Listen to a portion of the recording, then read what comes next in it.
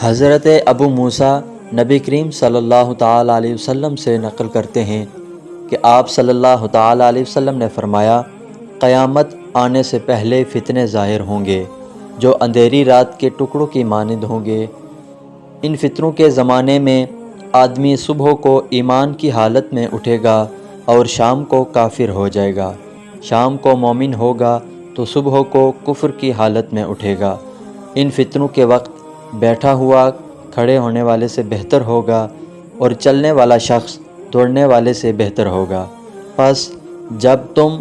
ان فتنوں کا زمانہ پاؤ تو اپنی کمانوں کو توڑ ڈالنا، کمانوں کے چلوں کو کاٹ ڈالنا اور اپنی تلواروں کو پتھر پر دے مارنا، یعنی کہ ان کے دہار کو کند و بیکار کر دینا۔ اور جب تم میں سے کوئی شخص کسی کو مارنے کے لیے آئے تو اس کو چاہیے کہ وہ حملہ آور کا مقابلہ کرنے اور اس سے لڑنے کے بجائے آدم کے 2 بیٹوں میں سے بہترین بیٹے کی مانند ہو جائے۔